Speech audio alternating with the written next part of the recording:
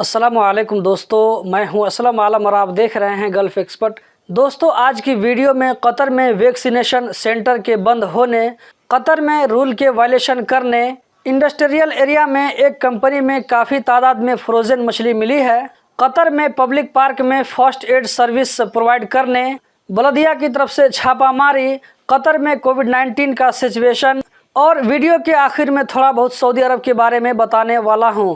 तो आज की वीडियो बहुत ही ज़्यादा इन्फॉर्मेटिव होने वाली है, तो लास्ट तक ज़रूर देखें और रोज़ाना इसी तरह की वीडियो देखते रहने के लिए चैनल को सब्सक्राइब कर लें। तो दोस्तों, हम चलते हैं आज की वीडियो की जानिब। मिनिस्ट्री ऑफ पब्लिक हेल्थ की जानिब से कतर वैक्सीनेशन सेंटर को बंद करने का ऐलान किया गया है। इससे पता चलता है कि कतर में कोविड-19 का केस कितना कंट्रोल में आ चुका है।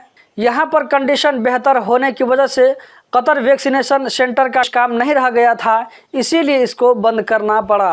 कतर वैक्सीनेशन सेंटर इसी साल अप्रैल में ओपन हुआ था। इसमें अभी तक 16 लाख से ज़्यादा वैक्सीन का डोज लोगों को दिया जा चुका है। 15 अक्टूबर को कतर में 259 लोगों के खिलाफ लीगल एक्शन लिया गया है, जिनमें से 253 लोगों ने ऐसी जगहों पर जहां पर मास्क लगाना ज़रूरी है फेस मास्क का यूज़ नहीं किया था, जबकि 6 लोगों के पास में एतराज़ ऐप नहीं था। इन सारे लोगों के खिलाफ में कानूनी कार्रवाई की गई है। इंडस्ट्रियल एरिया में किसी कंपनी के गोदाम में बड़ी तादाद में अननोन फ्रोज़न फिश मिली है, यानी ऐसी मछली जिसके बारे में ज़्यादा मालूमात न हो कि ये मछली कहां से लाई गई है, इसमें किसी तरह का कोई लेबल न हो। दोहा बलदिया वालों ने इसको अपने कंट्रोल में ले लिया है। ये सारी मछली बर्फ में जमा करके रखी गई थी।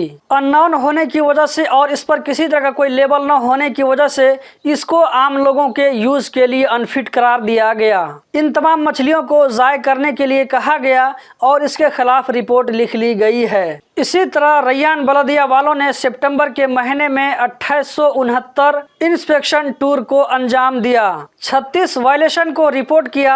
फूड से रिलेटेड 2 कंपनी को वायलेशन करने पर इनको बंद कर दिया गया और 40 फूड एस्टेब्लिशमेंट के खिलाफ कंप्लेन किया गया। कतर में पब्लिक पार्क की सर्विस को बेहतर बनाने के लिए इन पब्लिक पार्क में फर्स्ट एड की सर्विस देने के लिए यहाँ पर मेडिकल बैग रखे गए हैं, ताकि अगर इसकी अचानक ज़रूरत पड़ जाए तो इससे किसी की मदद की जा सके।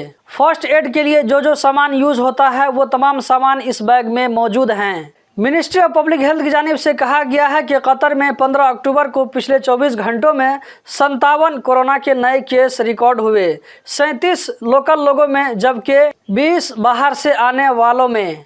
जबकि पिछले 24 घंटों में 79 लोग इस वायरस से रिकवर होकर अपने घरों को गए।